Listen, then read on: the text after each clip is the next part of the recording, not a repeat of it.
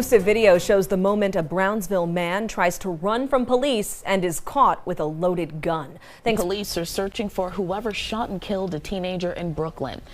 A neighborhood in Brooklyn is calling for an end to the violence after gunfire left one person dead and 11 others injured at a 1 in 29. That's your chance of becoming a victim of violent crime if you live in Brownsville, Brooklyn. To put that in perspective, in Chicago's infamous South Side, those odds sit at 1 in 60. Yeah, you heard that right. This compact neighborhood in East Brooklyn is statistically more dangerous than one of America's most notorious crime zones. The numbers tell a brutal story. Brownsville registers 1,264 violent crimes per 100,000 residents. Compare that to New York City's average of 500 per 100,000, and you start to understand the scale of the problem. The total crime rate hits 3,723 per 100,000 inhabitants. For 2025, experts project the cost of crime here will reach $52 million. That breaks down to $413 for every single person living in the area. This is East Brooklyn, bordered by East New York to the west, Bedford-Stuyvesant to the north, and Cypress Hills to the east. About 80,000 people call this place home. 75% are black, 20% Latino, many with Caribbean roots. The median household income sits at around $25,000, way below the city average. More than 35% of residents live in poverty. Public housing complexes like the Van Dyke houses and Marcus Garvey Village shelter a massive chunk of the population. Here's what makes 2025 a critical year. While Brooklyn overall saw homicides drop by 29% in the first half of the year, Brownsville's Precinct 73 maintains shooting rates 2 to 3 times higher than the rest of the city. Property crime runs 300% above national averages. Just this past September 7th, a shooting erupted right outside the precinct station after someone attacked an officer with a blade inside. The violence doesn't take a break, not even at the doorstep of law enforcement. What turned this neighborhood into such a war zone didn't happen overnight. It took decades of history, starting with a criminal organization that terrorized the entire nation. Before Brownsville became synonymous with poverty and violence, it was farmland. Around 1900, developers converted those fields into affordable housing for working-class Jewish immigrants. For a couple of decades, it functioned as a normal neighborhood, where people worked hard and tried to build better lives for their families. Then came the 1930s and 40s, and everything changed. Brownsville became the headquarters for Murder Incorporated, one of the most ruthless organized crime syndicates in American history. This wasn't some street gang. This was a professional killing operation that carried out hundreds of contract murders for the National Crime Syndicate. Louis Lepke Buchalter, one of the most dangerous mobsters of that era, ran operations right out of Brownsville. These weren't random acts of violence. These were calculated executions, planned disappearances, systematic intimidation designed to control territory and eliminate competition. The syndicate turned the neighborhood into a training ground for killers. Young men growing up in Brownsville saw organized crime as a viable career path. The infrastructure of violence was being built, block by block. By the time Murder Incorporated got dismantled through prosecutions in the early 40s, the damage was done. The neighborhood had earned a reputation that would follow it for generations. After World War II, things shifted. Middle-class Jewish residents started moving to the suburbs, part of a massive wave known as white flight. This wasn't accidental. Banks practiced redlining, systematically denying loans to Black and Latino buyers. Real estate agents used blockbusting tactics, spreading fear to drive down property values. The result was predictable. Massive disinvestment. Buildings fell into disrepair. Services disappeared. The infrastructure that had supported a working-class community crumbled. Black and Puerto Rican families moved into the vacuum left behind. But they inherited a neighborhood already marked by violence and neglect, without access to the resources the previous generation had. Early gangs like the Socialistic Gents emerged in the 40s and 50s, fighting brutal turf wars. Reports from 1934 had already linked juvenile delinquency to overcrowding and unemployment. By the 60s and 70s, poverty rates skyrocketed. Brownsville ranked among the poorest areas in all of New York City, setting the stage for the disaster that was about to unfold. The 1980s brought a new nightmare to Brownsville, one that would define the neighborhood for decades. The crack cocaine epidemic hit American cities like a bomb, but few places suffered like Brownsville did. This wasn't just bad luck. The neighborhood was perfectly positioned for disaster. Unemployment ranged between 20 and 30%. Manufacturing jobs that had provided stable income disappeared as factories closed or moved overseas. Reagan-era cuts to social programs stripped away safety nets. People were desperate, and crack offered both an escape and an income source. The drug transformed Brownsville's streets into open-air markets. Dealers set up on corners, operating brazenly in broad daylight. Affiliates of national gangs like the Bloods and Crips established territory. Crack was cheap, incredibly addictive, and enormously profitable. Competition for control of these markets turned lethal. Dealers fought wars over individual street corners. Shootings became daily occurrences. Robberies, assaults, home invasions became part of the neighborhood's routine.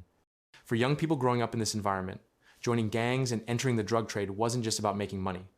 It was about survival, about having protection, about having some kind of identity and belonging in a world that offered them nothing else.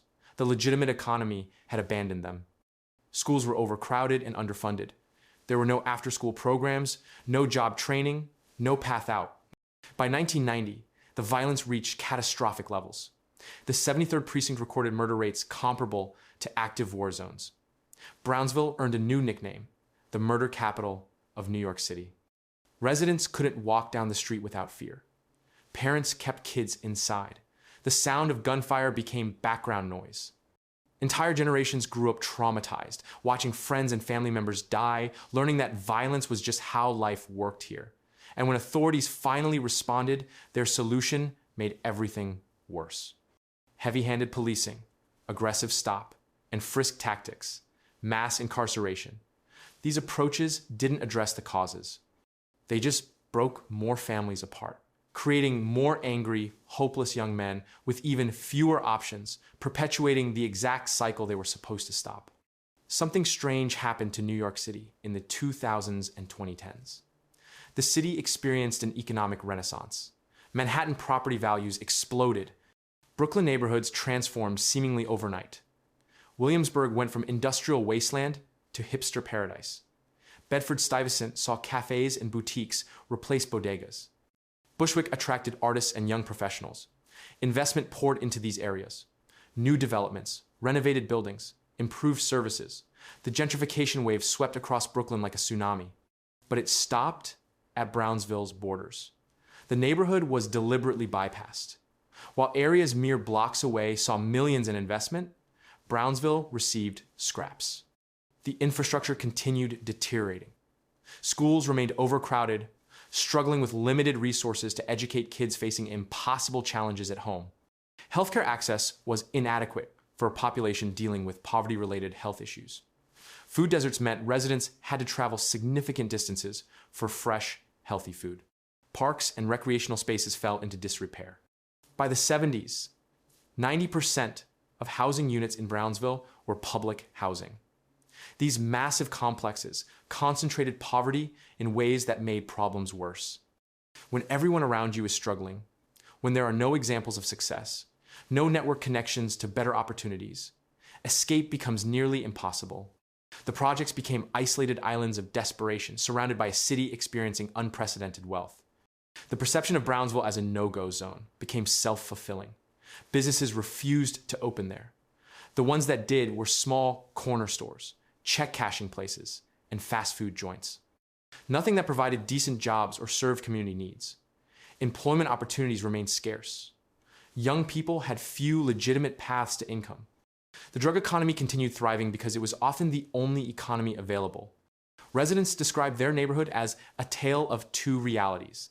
There are block parties, community gatherings, people who care deeply about their neighbors. Then there are drive-by shootings, drug corners, violence that can erupt without warning. You can attend a beautiful cultural celebration and walk past a crime scene on your way home.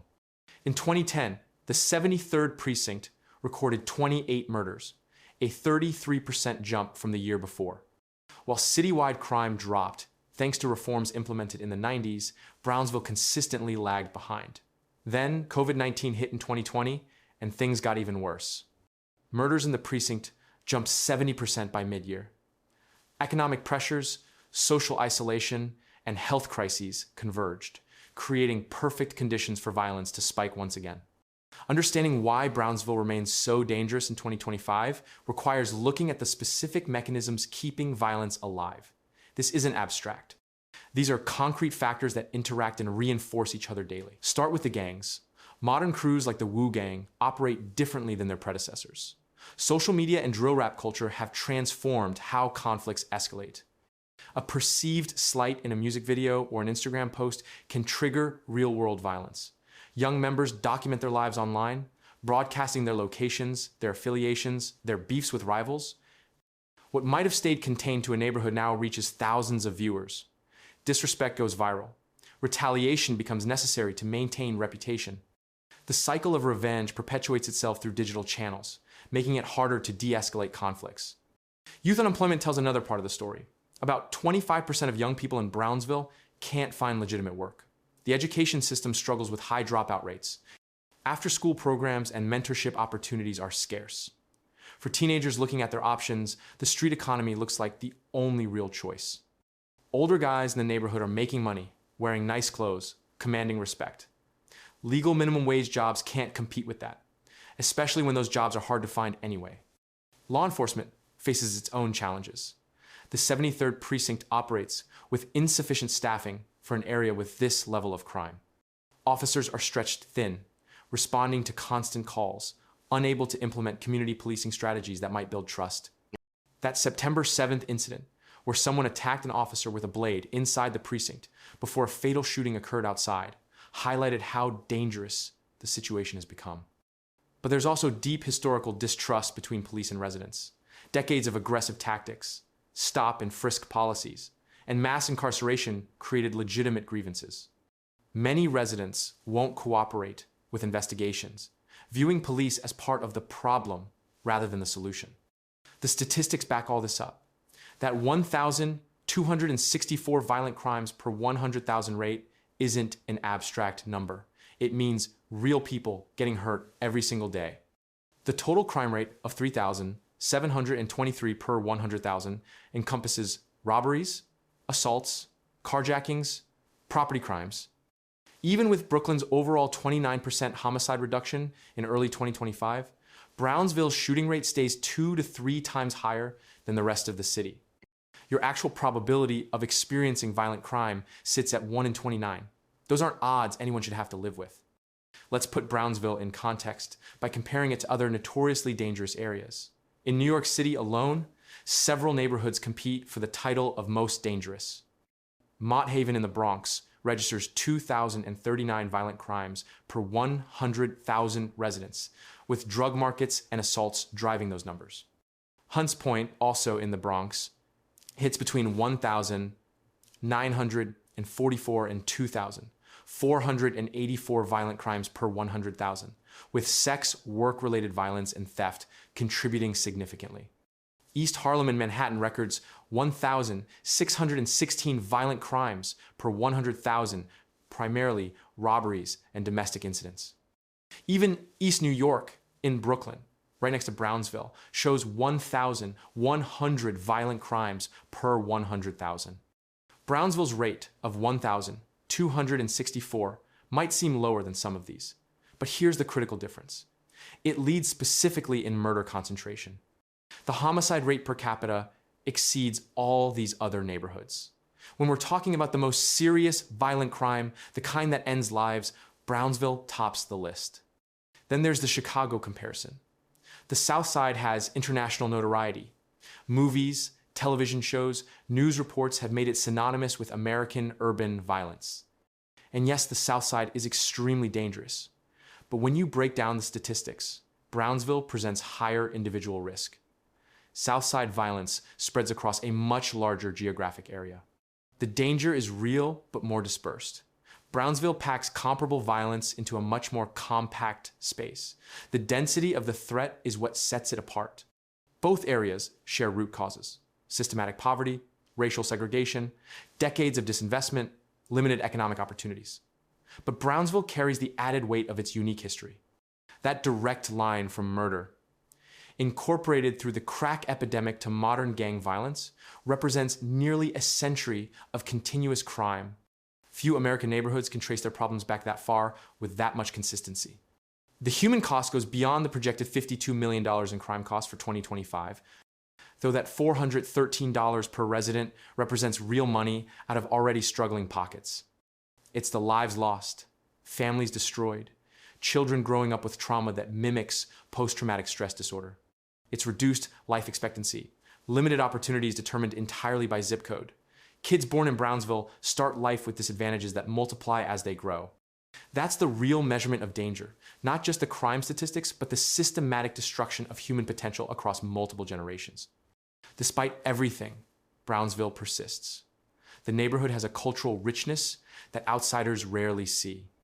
That 75% Black and 20% Latino population, heavily influenced by Caribbean heritage, maintains vibrant traditions. The annual West Indian Day Parade nearby represents just one example of the cultural celebrations that bring communities together. People in Brownsville are connected in ways that more prosperous neighborhoods often aren't. They look out for each other because they have to. This community produced notable figures despite the obstacles. Mike Tyson grew up in the Tryon facility nearby. Local chapters of the Black Panthers organized here, fighting for civil rights and community empowerment. The neighborhood contributed to hip-hop's development, with connections to artists like Biggie Smalls. These aren't accidents. They're products of resilience, of people refusing to let circumstances define them completely. Recent years have seen new approaches to addressing violence. The Brownsville Community Justice Center, established in 2023, takes a restorative justice approach rather than purely punitive measures. Various violence prevention programs work with at-risk youth. Job training initiatives try to create legitimate economic pathways. Gradual improvements to public housing aim to make living conditions more humane. But here's where the debate gets complicated. Some residents notice improvements compared to the 1990s peak. Streets feel safer during daylight in certain areas. Open-air drug markets are less blatant. However, gun violence persists at unacceptable levels. Young people still face extraordinary risks. Progress remains slow and inconsistent. Two realities coexist: genuine hope for change alongside ongoing danger. The gentrification question looms large. As development inches closer, property values start rising. Is this the solution, bringing investment and opportunity? Or does it just mean displacement, pushing out longtime residents who can't afford increased rents? Brownsville residents advocate for equitable growth that improves their lives without forcing them out of their own neighborhood. They've survived everything thrown at them. They deserve to benefit from any improvements. The real question is whether systemic change will ever arrive. Policing alone can't solve problems rooted in poverty, lack of education, absence of economic opportunity, inadequate healthcare, and intergenerational trauma. Solutions require holistic approaches addressing all these factors simultaneously. That means investment at city, state, and federal levels. It means acknowledging how historical policies created these conditions in the first place. It means asking how many more generations will inherit this legacy of violence before society commits to genuine transformation. Brownsville's 1 in 29 odds shouldn't exist in America's wealthiest city. The fact that they do represents a failure that extends far beyond this single neighborhood's borders.